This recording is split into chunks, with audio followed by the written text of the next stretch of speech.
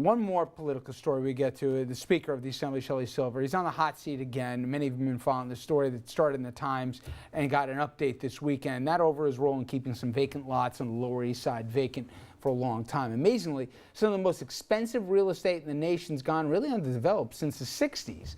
And it is in Silver's district, and he clearly had a role in keeping it that way, if you believe the Times reporting. Silver advocated against low and moderate income housing, the report goes, and commercial projects there in part to protect the Jewish identity of the district that continues to re-elect him. When asked about his role at the convention this past week, Silver said reporters, they actually had the wrong guy, and that the real power broker was the man who he'd shared the name, but it wasn't him. He worked for a Jewish advocacy group, also known and named Sheldon Silver, also not him. Now, this Sheldon Silver worked for a group for a few months and passed away a few years ago. Speaker Silver had asked the Times to retract their story in the matter, but has since taken back that demand, and it should be noted the Times still stands by this story. I know this goes without saying, Don, but you have the Estorino camp calling for the governor to call for the resignation. I wouldn't hold the breath on this one. But this story doesn't seem to go away. And it's interesting how the Assembly's Speaker's office has played this one. This is, there's still some open-ended questions that need some answering. I'm glad you said that, open-ended questions.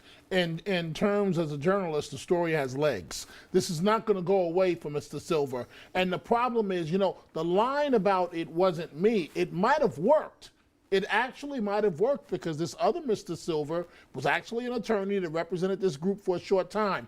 But they're stationary from Mr. Silver, the speaker, who wasn't the speaker at the time, I believe, but they used his stationery, and thus that's why he's backing away from this. This story is not going to go away, but you know, maybe we should call the speaker the Teflon speaker because nothing seems to stick against them. I just can't get over the stupidity of this from Speaker Silver. I mean, this is as smooth and polished a politician. He certainly knows how to hold on to the reins of power, but this is just stupid to say it's not me, it's this other guy. It almost worked. It almost did, but it didn't, and it didn't work in spectacular fashion. I mean, and that's calling on the Times to retract it and then say never mind. It's not easy to grasp the nuances of the story about the open lots. I mean, it can be a little difficult, and you have to follow the flow chart of the political 4 or 5 pressure. decades. Right.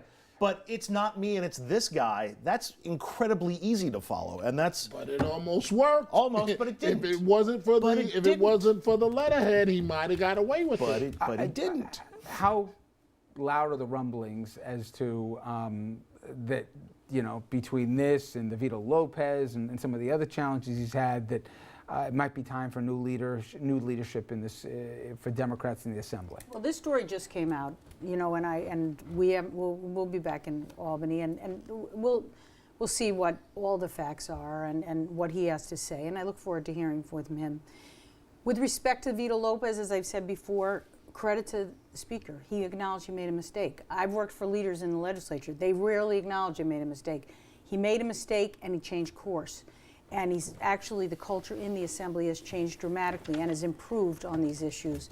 And I have to say, you know, imperfect or perfect though he may be, as a leader and able to bringing together a very disparate group of Democrats from across the state, rural, upstate, urban, Brooklyn, suburbs. He's been a political Houdini for decades. It's not that though. He's good at this. And I have to say, for me in the city of Yonkers, and as a freshman, he has been very supportive, and I don't mean just in words, but in deeds, in helping me achieve for my constituents.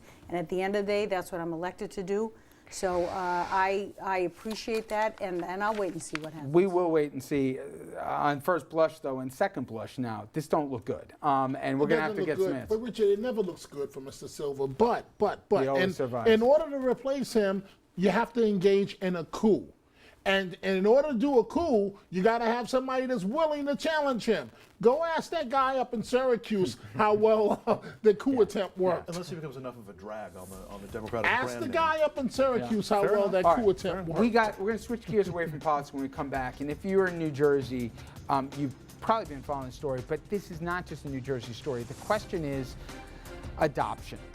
What should the adoptees here, when and if they should be able to find out who their birth parents are. It's a complicated question. New Jersey legislature wrestled with this one. We're going to talk about it at the table right after this.